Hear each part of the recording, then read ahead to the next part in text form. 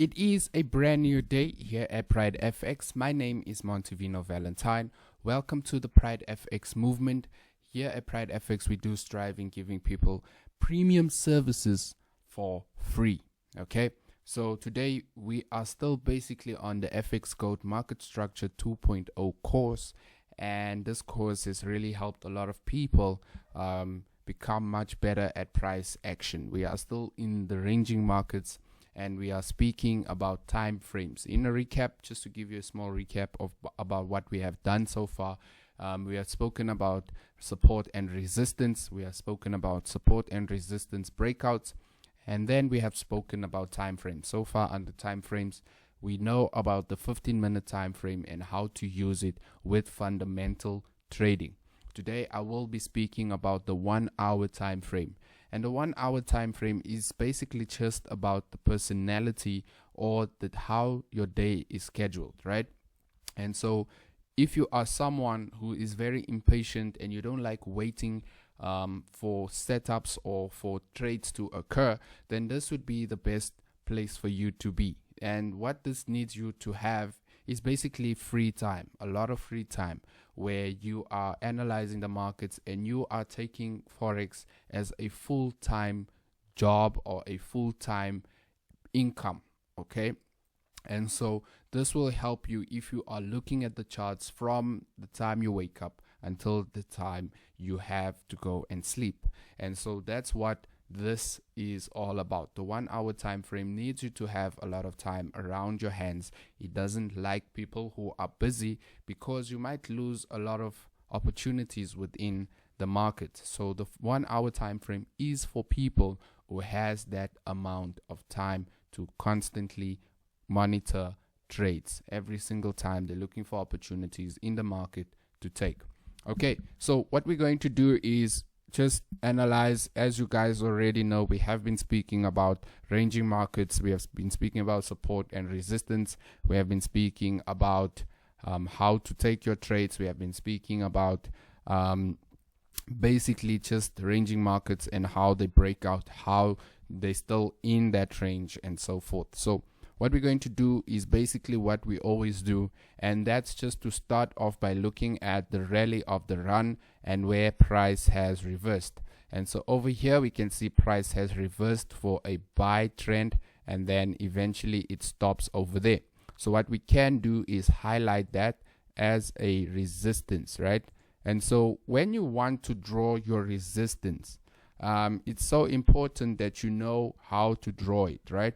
And so how you would normally draw it is from the highest peak, which is the tail of the candle and where the body of the candlestick has closed. If you don't know what I'm speaking about, this is a tail. We call it a tail or a wick of the candle, and then we have the body of the candle. So we can see how small that body of the candle is and the behavior of that candlestick as well. But we will be diving more into behavioral of how the candlesticks behave in the next set of videos. So what we can see is that is the wick of the candle, and where it closed, the body closed just over there. So what we can do is just draw that in.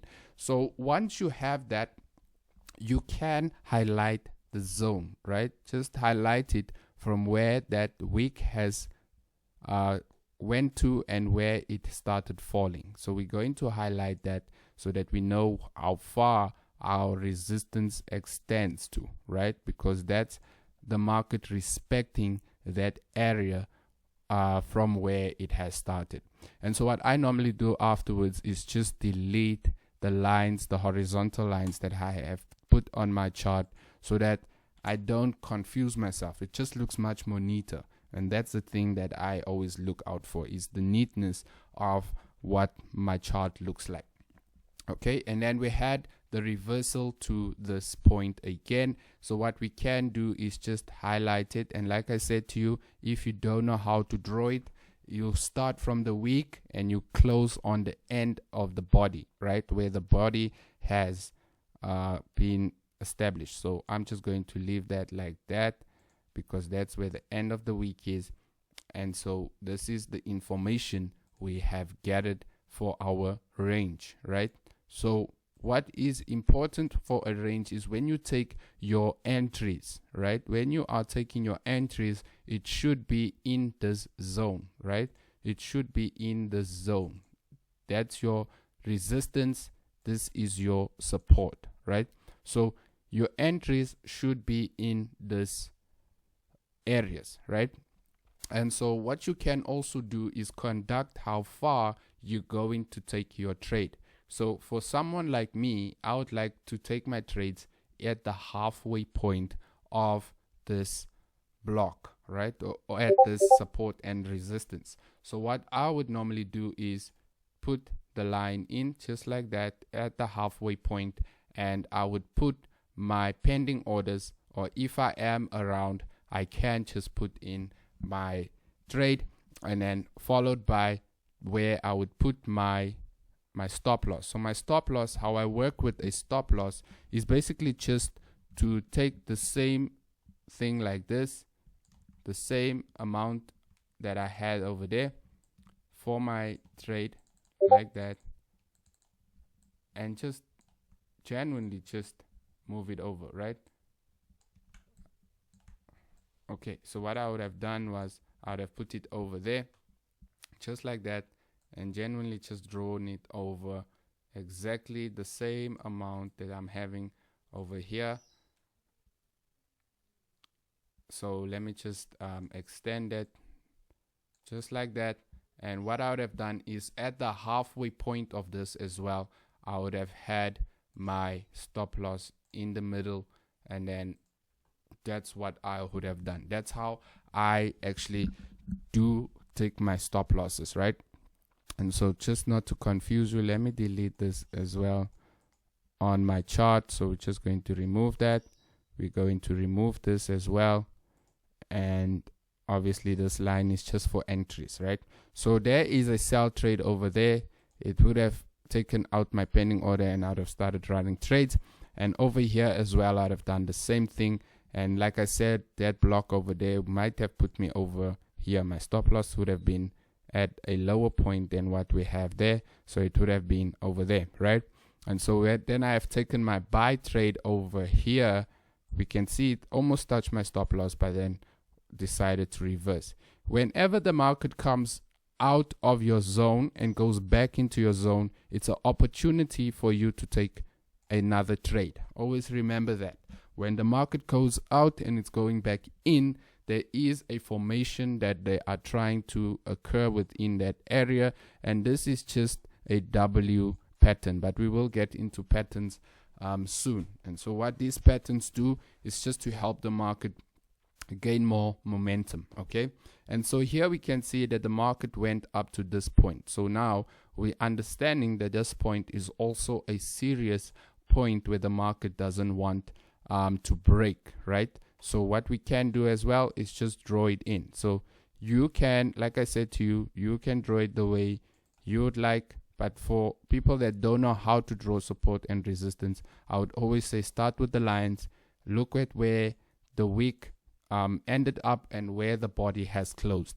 That's the only way you're going to know how to draw it. Once it becomes more custom to you to draw it, just looking with your eye, then you don't need to draw all these things in. Okay, so now that that is done, I can actually remove this because this was just an explanation, and we can see that the market went down to that point.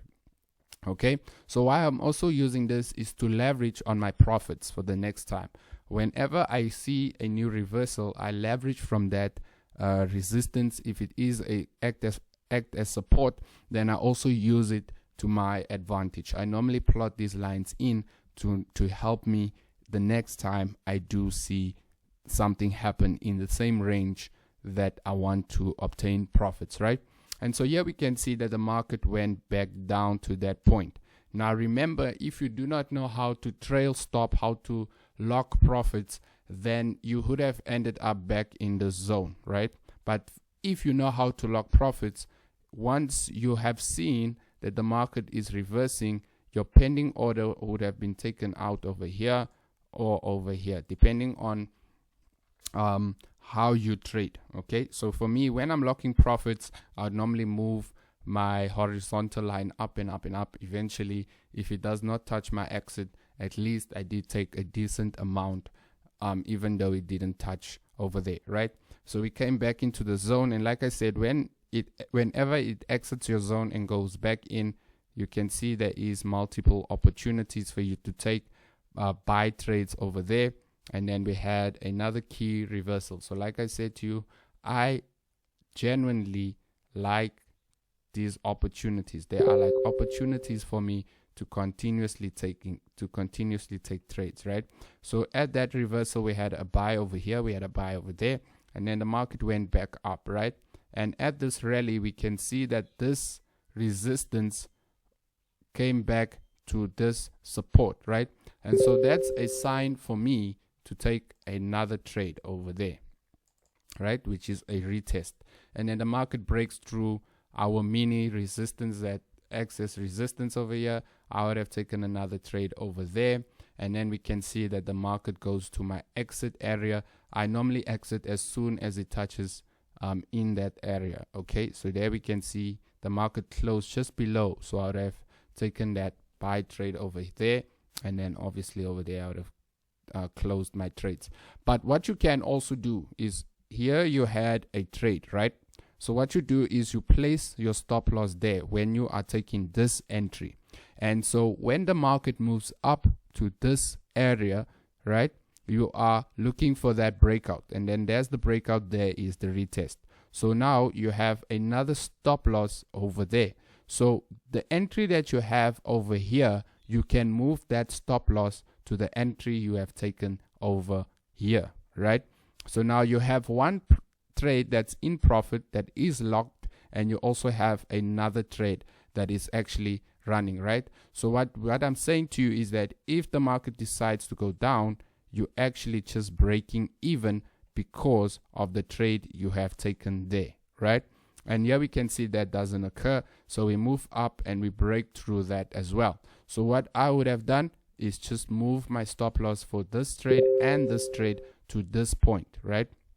So my trade would have moved from this point to that point, and then I would have been in profit over there, right? And then there is the breakout of our resistance. And why is that happening? Is because in part 2 of this, we have learned about higher lows and lower highs, right? And so you can see that occurring, and then the market breaks out, right? And so let's see what actually happens at that area.